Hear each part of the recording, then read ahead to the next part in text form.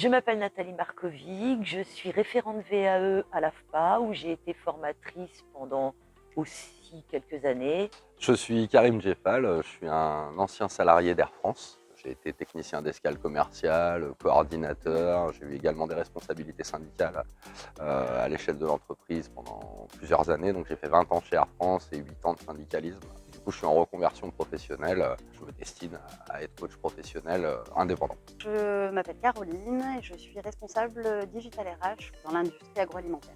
Je suis Laetitia, j'ai été pendant longtemps responsable de la communication dans le secteur culturel. Depuis quelques mois maintenant, j'ai monté ma boîte d'accompagnement, des professionnels à travers notamment le coaching. Je suis Olivier Chauvel. J'ai deux métiers depuis un certain nombre d'années. Mon premier métier, c'est de faire l'acteur. Je suis comédien et je suis aussi formateur. Je travaille en entreprise depuis une quinzaine d'années. Et il y a des complémentarités, des domaines, je dirais, d'expérience commune dans ces deux métiers. J'ai voulu faire cette formation pour avoir une nouvelle compétence dans l'accompagnement individuel. Avec une fonction RH, on a l'habitude d'accompagner les gens d'une certaine manière et je me rends compte que ça suffisait plus, qu'aujourd'hui la demande est un peu différente et je me retrouvais un petit peu courte pour les accompagner dans le bon sens. Donc le coaching m'est apparu comme une des solutions à envisager.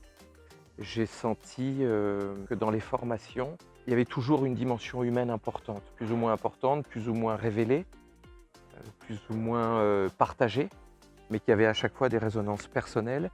Et je trouvais, et par goût et aussi par intérêt, par curiosité saine, d'aller essayer de trouver quelles étaient les résonances humaines aux problématiques et aux enjeux professionnels qu'on pouvait rencontrer. Le coaching était une voie presque logique et davantage le coaching individuel que le coaching d'équipe. Je me suis rendu compte que j'aimais bien accompagner, prendre soin de la personne, même si c'est toujours intéressant de travailler sur un groupe. Ça, je le fais déjà en formation. Mais je trouvais intéressant d'être dans cette dimension d'accompagnement personnel et individuel. J'ai travaillé à Cap Emploi avant l'AFPA et il y avait une problématique de relationnel au sein de l'association et un coach est venu.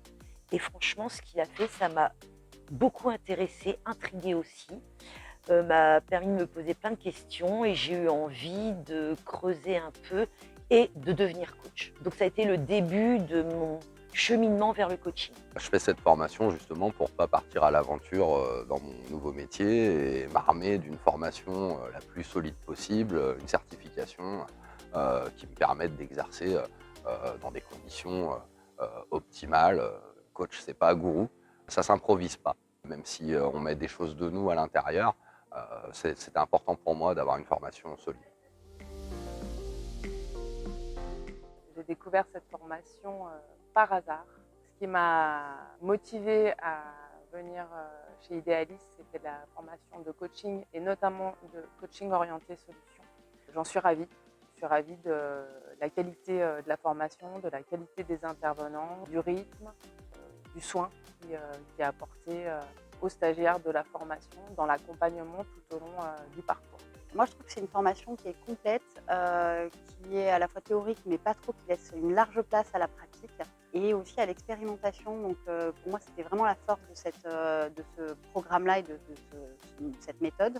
Cette méthode orientée solution m'intéressait d'autant plus que c'était court et ça avait pour objectif de mettre en mouvement et ça me correspond assez bien. Alors, la formation, je la trouve très bien structurée. En termes d'ingénierie, je trouve que le partage entre le temps de présentiel, le travail personnel, le travail qu'on a pu faire en groupe de pairs et le fait de faire des coachings réels en cours de formation, je trouve que c'est assez complet et que du coup, ça permet finalement d'à la fois être vraiment dans le faire, à la fois d'avoir des enseignements théoriques, à la fois de pouvoir partager entre nous. On a des supervisions entre nous en groupe de pairs avec les formateurs. Donc c'est assez équilibré et du coup ça donne une vision quand même assez globale des problématiques qu'on peut rencontrer dans ce métier. Ce que j'aime dans cette formation, déjà on est un petit groupe, 6 stagiaires, c'est l'idéal. et beaucoup de bienveillance. La sensation que j'ai eue, c'est qu'il n'y a jamais eu de jugement. On est tous complètement différents, tous les 6. Il n'y a jamais eu de jugement. Donc toujours de la bienveillance, même s'il y a des moments où on doute un peu. Au contraire, il y a toujours eu du positif tout le temps. Nos formateurs nous avaient prévenus, nous avaient dit: «Vous allez voir, vous allez être un moment dans le creux».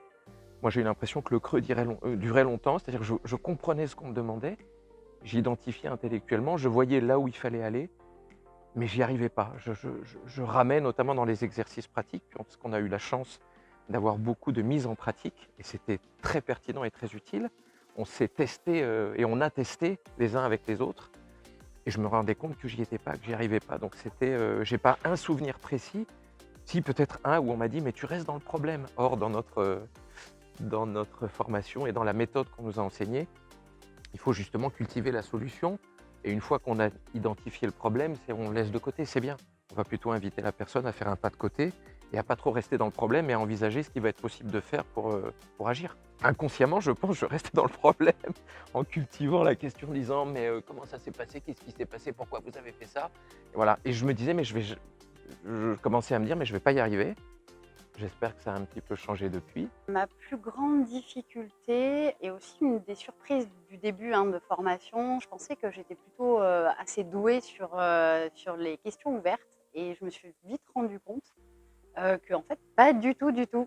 Donc ça a été un gros travail au début. Grosse difficulté aussi de changer de posture et de ne pas être dans la compréhension du pourquoi, mais plutôt d'aller autour du problème pour envisager des solutions ou en tout cas pousser la personne coachée à explorer des ressources et des solutions. Mais c'est en même temps ce qui était aussi super intéressant.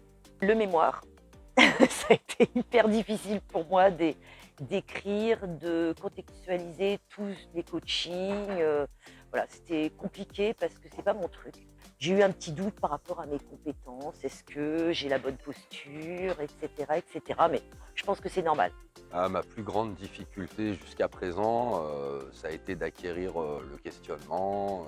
C'est vraiment sur des techniques, parce que c'est un métier particulier et qu'il faut penser à tout en même temps et en même temps se focaliser sur l'autre aussi. C'est pas si simple que ça de se structurer pour arriver à fonctionner dans cette nouvelle posture. Donc c'est ça qui est le plus difficile de mon point de vue à acquérir. Alors, il y en a plusieurs, parce qu'on a quand même beaucoup ri. On s'est bien marré pendant cette formation. Un des souvenirs, c'est le moment de mise en situation avec l'ensemble du groupe, où on a fait une petite vidéo pour immortaliser la mise en situation. Et à ce moment-là, moi, j'étais dans un rôle d'animation du reste du groupe. C'était un super moment de voir tous mes petits collègues en train de travailler et en même temps dans cette bonne humeur qui nous caractérise. Ce que je garderai, c'est vraiment l'ambiance de formation, le groupe et la cohésion qu'on a pu avoir, le soutien. Et effectivement, on est très sérieux, mais on est aussi pas mal dans la rigolade. Donc ça a rendu les choses un petit peu légères aussi. Et en même temps, beaucoup de soutien parce qu'il y a des choses qui ne sont pas faciles en fait. On sort nous-mêmes. Ce qui est bien dans cette formation, c'est qu'on expérimente nous-mêmes ce qu'on va faire expérimenter à nos coachés. Et ça a été pour moi beaucoup de points de révélation qui m'ont fait grandir aussi personnellement.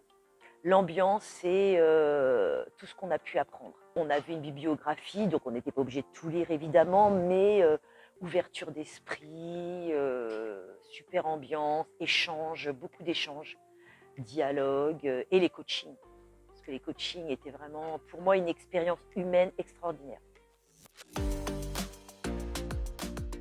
Je pense qu'au-delà du contenu, de la méthode de l'enseignement qui est pertinent, je dirais que le point fort, c'est vraiment qu'on prend soin de l'humain. Et je trouve que chez Idealis, de l'expérience que j'ai avec les 2 formateurs qui nous ont accompagnés, ils ont pris soin de nous. On a pris soin de moi dans ce que je suis, dans mes attentes, dans mes difficultés. Au-delà du contenu, la valeur ajoutée, je crois, d'Idealis, c'est qu'on fait attention à l'humain. Ce que je dirais, une personne que je veux convaincre, c'est la qualité des contenus, des formateurs, de ce qui nous est transmis, la manière dont ça nous est transmis, avec beaucoup d'accompagnement, de bienveillance. Et puis le rythme de la formation, c'est-à-dire on apprend au fur et à mesure à coacher, on coach au fur et à mesure qu'on apprend. Vraiment une progression dans le parcours et dans le processus d'apprentissage qui pour moi est vraiment très riche et très performant. Pour l'ambiance, la bienveillance, l'expertise des formateurs, Sébastien et Fabrice en plus sont complètement différents et finalement ça donne un équilibre extraordinaire et ça nous permet à tous d'avoir des points de vue différents et toujours dans la bienveillance. Pourquoi choisir Idealis? Parce que c'est très pro. Les formateurs qu'on a, ils savent de quoi ils parlent, ils exercent le métier. À la fois, c'est riche en termes théoriques, à la fois, on bénéficie de leur expérience en termes pratiques. Il y a un souci qui est apporté à la pédagogie, il y a un prendre soin des stagiaires qui est intéressant. Et voilà, en termes de conditions matérielles, il n'y a rien à dire non plus. J'apprécie une structure comme celle-là, qui est vraiment à dimension humaine et en se destinant à un métier qui est vraiment du registre de l'humain, ressentir ça, ce côté un petit peu intimiste, c'est vraiment agréable et on se sent vraiment accompagné, quoi.